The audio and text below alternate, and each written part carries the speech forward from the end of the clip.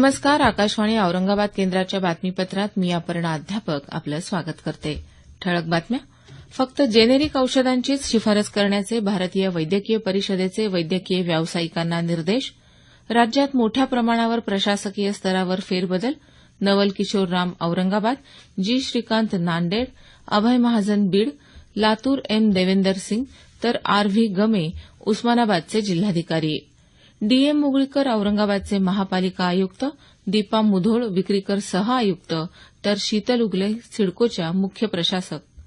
आणि उस्मानाबाद इथं सुरू असलेल्या अखिल भारतीय नाट्य महोत्सवाचा आज समारोप. आता सविस्तर बातम्या. वैद्यकीय व्यावसायिकांनी रुग्णांना फक्त जेनेरिक औषधांचीच शिफारस करावी असे निर्देश भारतीय वैद्यकीय परिषदेनं दिले आहेत.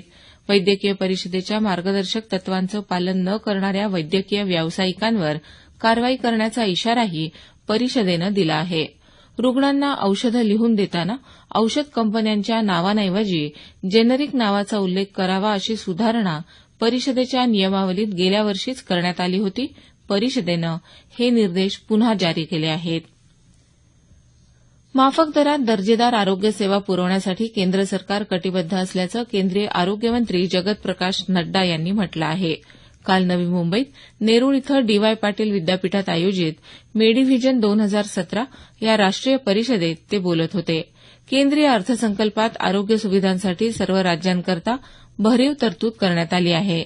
मात्र कित्येक राज्यांकडून आरोग्यविषयी निधीचा वापरच केला जात नसल्याचं नड्डा म्हणाले. 19 वर्षांवरील वयोगटातल्या कर्करोग पीडितांना मोफत सुविधा देण्यासाठी विशेष योजनेअंतर्गत देशभरातले 100 जिल्हे निवडण्यात येणार असल्याचं त्यांनी सांगितलं.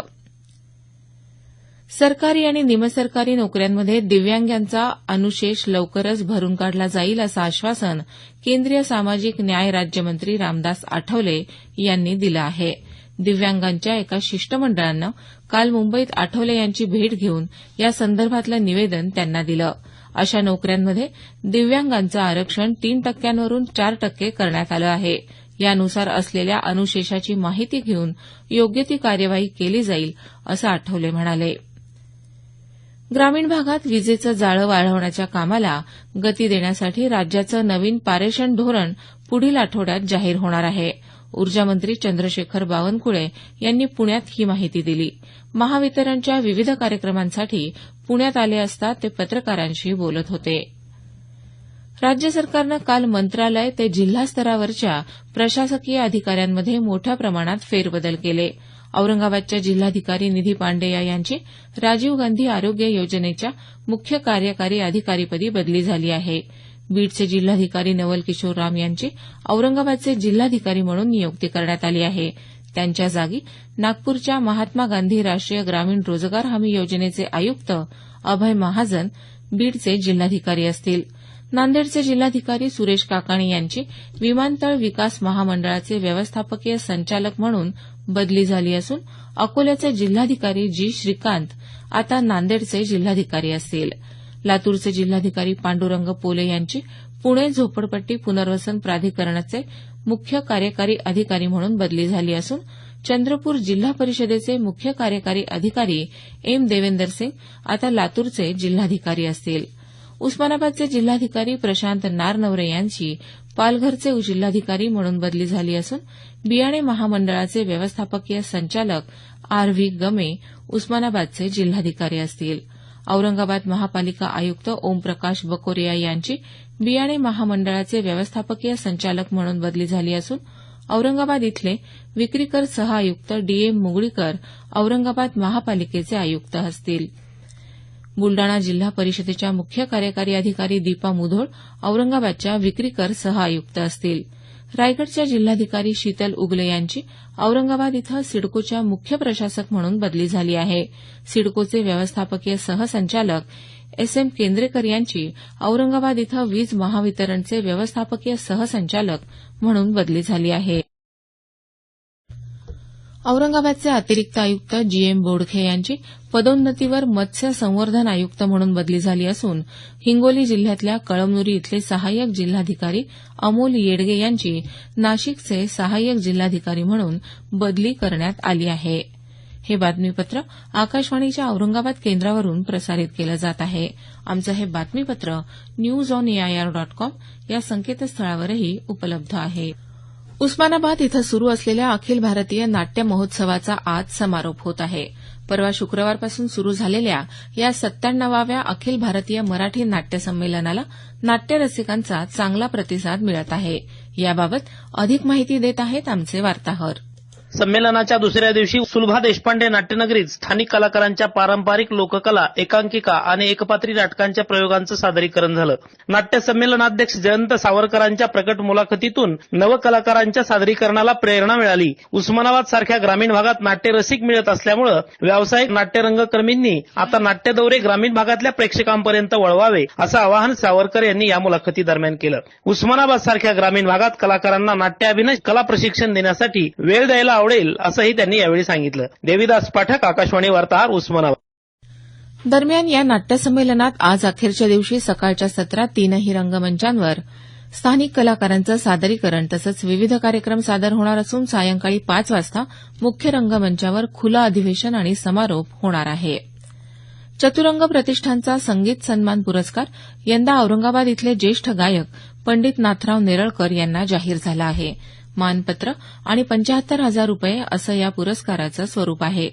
गेल्या 6 दशकांहून अधिक काळ संगीत साधना करणारे नेरळकर यांनी संपूर्ण भारतभरात विविध कार्यक्रमांद्वारे अभिजात संगीताचा प्रसार केला आहे. डोंबिवली इथं येत्या 13 मे रोजी हा पुरस्कार त्यांना समारंभपूर्वक प्रदान करण्यात येणार आहे. मराठवाडा साहित्य परिषदेचा यशवंतराव चव्हाण वाङ्मय पुरस्कार ज्येष्ठ नेते शरद पवार यांना लोक माझे सांगाती या ग्रंथासाठी आज औरंगाबाद इथं प्रदान करण्यात येणार आहे. याच कार्यक्रमात नटवर्य लोटू पाटील पुरस्कार ज्येष्ठ रंगकर्मी डॉ जब्बार पटेल यांना दिला जाणार आहे. ज्येष्ठ समीक्षक डॉ सुधीर रसाळ यांच्या हस्ते या पुरस्कारांचं वितरण होईल. याप्रसंगी लोक माझे सांगाती या ग्रंथावर डॉ मनोहर जाधव आणि डॉ जब्बार पटेल यांच्या कार्यावर रंगकर्मी प्राध्यापक दिलीप घारे भाष्य करणार आहेत. परभणी जिल्ह्यातल्या पूर्णा इथं 14 एप्रिलला झालेल्या दगडफेक प्रकरणातल्या दोषींवर कठोर कारवाई करण्याची मागणी महाराष्ट्र राज्य अनुसूचित जाती जमाती आयोगामार्फत करण्यात येणार आहे. आयोगाचे अध्यक्ष विजयकुमार कांबळे यांनी काल परभणी इथं ही माहिती दिली. या दगडफेकीत जखमी झालेल्या व्यक्तींची कांबळे यांनी जिल्हा रुग्णालयात भेट घेतली. त्यानंतर ते पत्रकारांशी बोलत होते. लातूर महापालिका निवडणुकीत जनतेनं भारतीय जनता पक्षावर दाखवलेला विश्वास सार्थ ठरवण्यासाठी प्रत्येक नवनिर्वाचित नगरसेवकाला येत्या 3 दिवसात विकास कामांचा आराखडा सादर करण्यास सांगितलं आहे. लातूरचे पालकमंत्री संभाजी पाटील निलंगेकर यांनी ही माहिती दिली. ते काल लातूर इथं पत्रकार परिषदेत बोलत होते. दरम्यान लातूरकरांनी दिलेला कौल मान्य असून पराभवाची जबाबदारी स्वीकारत असल्याचं आमदार अमित देशमुख यांनी म्हटलं आहे. अद्ययावत तंत्रज्ञान शेतकऱ्यांच्या बांधापर्यंत पोहोचवून यंदाच्या खरीप हंगामात उन्नत शेती समृद्ध शेतकरी मोहीम प्रभावीपणे राबवण्याचं आवाहन कौशल्य विकास कामगार कल्याण मंत्री संभाजी पाटील निलंगेकर यांनी केलं. लातूर इथं खरीप हंगामपूर्व बैठकीत ते काल बोलत होते. शेवटी पुन्हा एकदा काही ठळक बातम्या. फक्त जेनेरिक औषधांचीच शिफारस करण्याचे भारतीय वैद्यकीय परिषदेचे वैद्यकीय व्यावसायिकांना निर्देश. राज्यात मोठ्या प्रमाणावर प्रशासकीय स्तरावर फेरबदल. नवल किशोर राम औरंगाबाद, जी श्रीकांत नांदेड, अभय महाजन बीड, लातूर एम देवेंदर सिंग तर आर व्ही गमे उस्मानाबादचे जिल्हाधिकारी. डीएम मुगळीकर औरंगाबादचे महापालिका आयुक्त, दीपा मुधोळ विक्रीकर सह आयुक्त तर शीतल उगले सिडकोच्या मुख्य प्रशासक. आणि उस्मानाबाद इथं सुरू असलेल्या अखिल भारतीय नाट्य महोत्सवाचा आज समारोप. याबरोबरच हे बातमीपत्र संपलं. आमचं यानंतरचं संक्षिप्त मराठी बातमीपत्र सकाळी 10 वाजता.